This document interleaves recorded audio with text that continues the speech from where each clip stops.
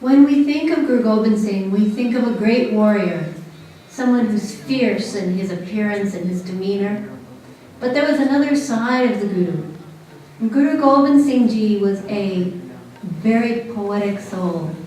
He was a very intense scholar that had studied and mastered multiple languages and who could read and write and compose very intricate poetry in many languages. And he was this way from a very young age. When he was in Paonta Sahib, after he had left Anandpur Sahib and had gone to Paonta Sahib, that is where, at the age of 19, he actually composed the Jap Sahib. So as a young man, just starting out on the path of life, he had the presence of mind to compose the Jap Sahib and the divine inspiration and the depth of intelligence to be able to compose the Jap Sahib. Later on in his life, when it became, as time passed, and as the evolution of the Sikh Sangat grew, and it became time for the Khalsa to make its sacrifice, he actually disconnected from life and went and lived on the mountainside by Nana Devi. Guru Gobind Singh lived in the woods for 8 months. We always think of the Guru in palaces, which he did live, and in fine robes and jewels, which he did have. But for 8 months he lived in the woods, like a hermit, on the mountainside of Nana Devi, and wrote. He stayed in isolation. The Sikhs would bring him food every day. They'd bring him pronte and all of his vegetables every day to the mountainside. But that's where he stayed, like a hermit in a hut, and wrote, and allowed this wisdom and this Bani to come through him. There's a very beautiful Gurdwara there, Gurdwara of the Babur Sahib in Nangal by the river, which is the Gurdwara in commemoration of that. In fact, Gurdwara Babur Sahib is specifically for Shabad Hazari. That's the place where he sat. There's a cave there, and he sat and wrote the Shabad Hazari. But most of the Bani that we have today was written during that time period, in 1698. This was just before the Khalsa, just before 1699. And so he took that time to prepare, to meditate, and to write, and did battle with his pen before he did battle with the sword.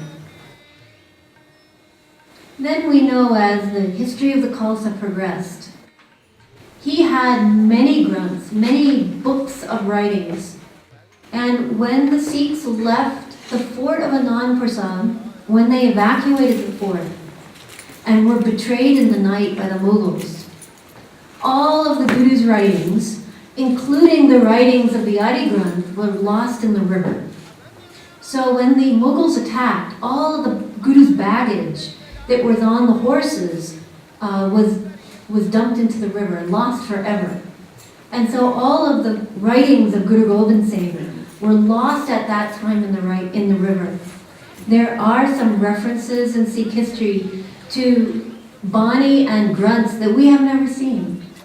Maybe we will never see, or maybe they're in secret hiding out in the Panth in some Gurdwara in the middle of the Punjab somewhere.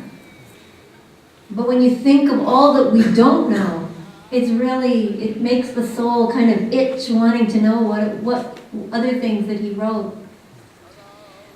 So all of that was lost in the river, and the first opportunity that the Guru had when the fighting stopped, and there was a break in the fighting, and by this time now, all of the 4 Sahibzade had taken martyrdom.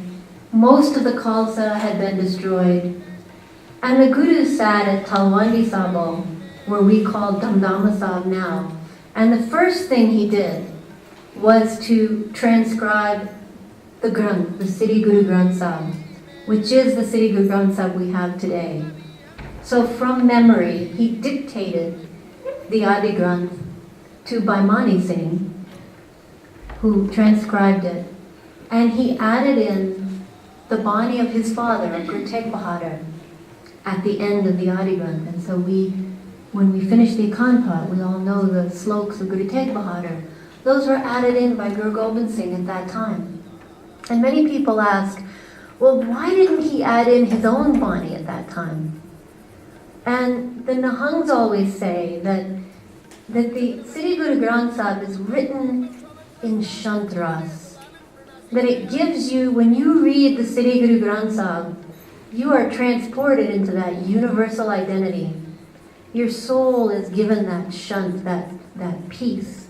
And your whole body is given that peace. So the Sri Guru Granth Sahib is written with Shantras. But Dasambani, the writings of Guru Gobind Singh, is written with Biras. Biras being the fighting spirit. And when you read his Bani, your blood starts to boil. And so they are two separate technologies. And he kept them separate. Chakravarti